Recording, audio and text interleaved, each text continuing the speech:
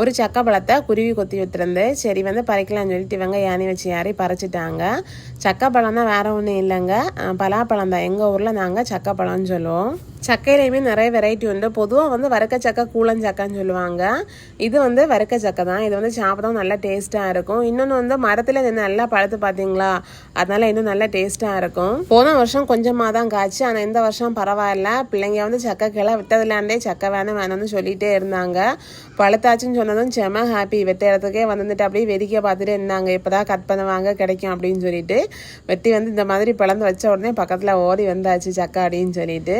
April menu வந்தாலே school leave மட்டும் இல்லை, இந்த டைமில் தான் வந்து சக்கை சீசன், அப்புறமா மாம்பழம் சீசன், அடுத்ததாக வந்து அயனி சக்கை சீசன் எல்லாம் வரிசையாக வரும்.